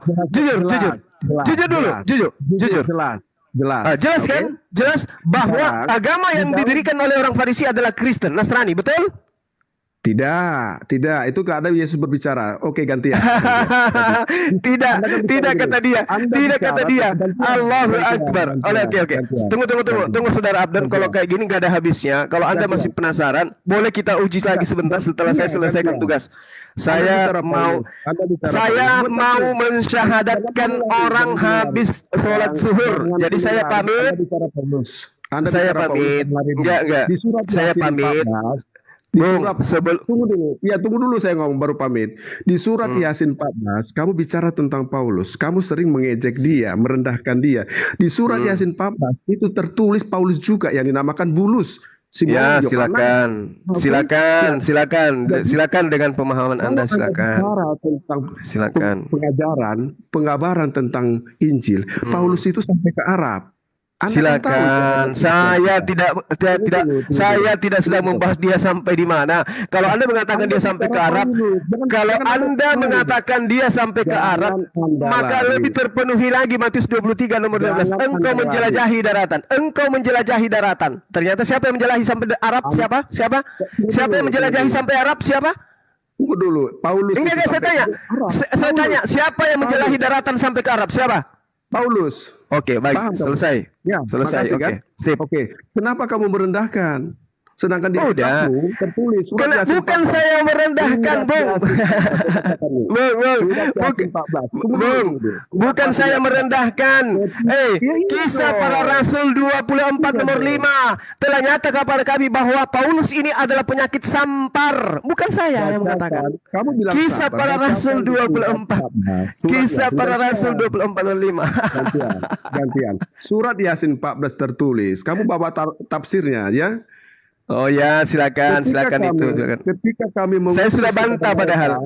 Saya sudah bantah. Percuma. Teman-teman, saudara-saudara, kemarin malam waktu saya di gunung saya bantah ini dan dia tidak mau dengar. Tidak ada hubungannya Paulus dengan Bulus, enggak ada hubungannya. Tidak ada hubungannya Paulus pendiri Kristen penyembah manusia ini dengan Bulus. Bulus yang dimaksud di sini adalah, dengarkan, Bulus yang dimaksud di sini adalah orang yang mengajarkan Nabi Isa alaihissalam adalah utusan Tuhan dan bukan Tuhan. Berarti itu bukan Paulus, sedangkan Paulus adalah oknum yang menyesatkan manusia. Laknatullah alaih. Dia menyesatkan agar manusia menyembah kepada sesamanya manusia. Bulus tidak pernah mengajarkan seperti itu. Bulus tidak pernah mengajarkan seperti itu. Kamu udah terpeleset. Sabar. Mengutus kepada mereka. Gini loh, ketika kami mengutus kepada mereka 2 orang utusan, lalu mereka mendustakan keduanya. Kemudian kami kuatkan dengan utusan yang ketiga. Maka ketiga utusan itu berkata, sungguh kami adalah orang-orang yang diutus kepadamu. Yang ketiga itu siapa? Yang ketiga itu sesuai dengan segala lain, Bulus. Kamu tidak mengakui Bulus. Kamu tidak saya mengakui itu adalah Bulus. La haula wala quwata illa billah. Terus apa hubungannya dengan Paulus laknatullah? Saya tanya apa hubungannya dengan Paulus laknatullah? Siapa Bulus itu? Bulus itu adalah murid Nabi Isa alaihissalam. Nggak ada muridnya itu. Jadi siapa? Jadi utusan siapa? Nggak ada nama Yesus itu, nama murid Yesus. Berarti ngapain kau ngais-ngais Bulus berarti? Ngapain? Kalau itu ternyata bukan Yesus, ngapain? Ketiban saya bahas kitabmu, kamu nggak bisa jawab. Ngapain? Nah, iya kan saya sudah mengatakan Bulus adalah utusan Nabi Isa alaihissalam. Siapa? Siapa? Bulus utusan Nabi Isa alaihissalam. Kamu nggak tahu orangnya. Nah, kalau saya tanya juga Paulus itu siapa? Siapa nama bapaknya? Siapa nama mamanya? Udah. Host dan teman-teman saya pamit undur diri. Ya, saya pamit undur diri karena saya ingin membimbing persyahadatan sebentar jam 1. Jadi saya harus ke kantor dulu, habis ke kantor baru ke markas. Oke, Saudara Abdon, saya minta Saudara tolong ya lain kali kalau bertemu dengan saya gunakan akal sehat, dengarkan ilmu. Hadapi saya, kalahkan saya dengan ilmu, bukan dengan koar-koar seperti ini ya. Hadapi saya. Kalau Anda tidak sanggup, datangkan orang Kristen yang jauh lebih hebat dari Anda penguasanya terhadap Bible untuk menghadapi Bang Suma. Kalau cuman kayak begini mah pantat ayam juga bisa. Kalau cuman koar-koar pantat ayam juga bisa, Bung. Anda dirontokkan oleh kitab Anda sendiri. Agama Anda, Yesus sendiri mengatakan bahwa agama yang didirikan oleh orang Farisi adalah Kristen. Itu nyata di dalam kitab Saudara. Saatnya Anda bertobat. Oke, ternyata sekte Nasrani itu menurut Yesus adalah orang-orang neraka. Matius 23 nomor 15, Kristen ini adalah orang neraka. Itu jelas, nggak bisa Anda bantah. Sekali lagi sebelum saya pamit, di dalam pernyataan Yesus di dalam Matius 23 nomor 15, Kristen ini adalah orang neraka yang 2 kali lebih jahat daripada orang Farisi itu sendiri, pendiri Kristen itu sendiri. Dan kenapa saya katakan Kristen? Kenyahlah daripadaku. Betul. Sekalian pembuat kejahatan. Kamu bilang Paulus, di Quranmu tertulis Paulus itu Bulus, tapi kamu mengingkarinya. Apa lebih paham kamu daripada jalan lain? Tafsir itu cuma kamu tuh dapat guru dari mana? Bagaimana Anda mengatakan bahwa itu adalah Paulus? Apa alasan Anda? Itu ceritanya dari mana? Saya korbankan waktu saya loh. Saya tanya sama Anda, dari mana Anda tahu bahwa Bulus itu adalah Paulus? Dari mana Anda tahu? Tafsir Jalalain itu siapa nama-namanya? Simun. Bulus. Saya katakan Bulus. Pengikut Paulus saya tanya. Saya sudah mengakui utusan yang ketiga bernama Bulus. Terus apa hubungannya dengan Paulus? Laknatullah itu apa hubungannya? Bulus itu siapa? Gak bisa jawab kamu kan? Ya, justru saya bertanya sama Anda. Saya lagi bertanya. Anda yang membawa. Dengarkan. Kamu bisa bilang Bulus tapi nggak tahu prakteknya siapa itu. Lah, justru Anda ketika saya bercerita tentang Paulus, Anda mengatakan Paulus itu diceritakan di Al-Quran. Saya tanya, dari mana Anda? Dari mana? Dari tafsir. Udah. Dari tafsir. Emang lebih paham kamu daripada tafsir cuma. Sekarang saya tanya sama Anda, Abdon. Pengikut Bukan Paulus. Tafsirnya Jalalain itu. Saya sudah tamat. Di situ namanya Bulus. Siapa Bulus itu kalau kamu tamat? Siapa Bulus Kenapa? itu kalau kamu tamat? Dia pengikut Isa. Isa mana pengikut Isa Bulus? Nggak ada. Kalau pengikut Isa itu Yesus itu adalah Paulus. Kalau enggak Saulus. Kenapa Anda larikan ke Yesus? Tuyul kampret. Lagi tanya Isa kenapa lari ke Yesus, tuyul. Kamu kan bawa Paulus. Kamu ini Lah. Dasar penyesat. Paulus itu adalah dengarkan saya. Tolong di-mute dulu ini. Host di-mute dulu dia atau di-kick aja turun. Di-kick. Nah, itu yang enggak fair-nya kamu itu. Biar di-kick aja di-kick. Ya enggak saya diam. Kalau Anda tidak mau diam, di-kick. Ini waktu saya terbuang percuma untuk orang bahlul kayak Anda. Dari tadi Anda bicara. Diam. Saya guru Anda di sini. Diam. Kalau saya tidak, kalau Anda tidak diam, saya turun. Anda hanya guru teori. Oke, saya turun. Baik. Teman-teman, saya pamit ya. Assalamualaikum warahmatullahi wabarakatuh. Saya juga turun.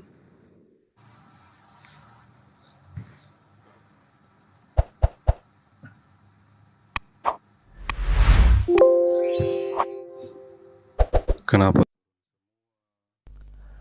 Oke, sahabat-sahabat sekalian, terima kasih atas kesempatan yang diberikan kepada saya untuk menerapi ya daripada orang Bahlul barusan. Beliau mencoba untuk menarasikan ketika ke pojok tentang Paulus, ada di surah Yasin kata dia kan. Ada di surah Yasin. Padahal tidak ada kaitannya antara surah Yasin dengan Paulus. Kita akui tafsir Jalalain itu membahas tentang bulus salah satunya. Tapi yang ditafsirkan bukan Al-Quran. Yang ditafsirkan itu adalah hadis yang menceritakan tentang itu. Itu yang pertama. Kemudian jelas di sana bulus. Makanya saya tanya, apa hubungannya antara Paulus dengan bulus? Malah dia tanya, siapa bulus? Siapa bulus? Siapa bulus? Untuk apa? Untuk menutupi bahwa tidak ada hubungannya. Bulus adalah pengikut Nabi Isa alaihissalam. Dia katakan apa? Tidak ada itu. Tidak ada pengikut Yesus atas nama Bulus. Loh, ini kacau. Ya, dia mencoba untuk kemudian melarikan semua materi, padahal tidak ada kaitannya. Dia sendiri mengatakan tidak ada kaitannya. Nah, kalau tidak ada kaitannya antara Yesus dengan Bulus, lalu kenapa Anda lari ke surah Yasin? Ini yang saya mau terangkan, saya ingin jelaskan. Tetapi amirnya tidak memberikan kesempatan kepada saya untuk meng-kick atau minimal dia di mute. Akhirnya dia nyerocos terus karena saya ada kepentingan, mending saya pamit. Kan gitu ya. Saya minta maaf ketika ada kata-kata yang kurang berkenan, ada kalimat-kalimat yang mungkin tidak sopan, saya minta maaf. Itu semua berasal dari pribadi saya sendiri sebagai manusia biasa. Dan kebenaran yang saya sampaikan itu insya Allah berasal dari Allah Subhanahu wa ta'ala. Anda tidak perlu ragu tentang kebenaran tersebut. Ya, saya pamit undur diri. Terima kasih dan mohon maaf. Subhanakallahumma bihamdi, asyhadu alla ilaha illa anta astaghfiruka wa atubu ilaih. Salam tauhid, salam satu Tuhan. Jayalah Islamku, jayalah Indonesiaku, merdeka. Assalamualaikum warahmatullahi wabarakatuh.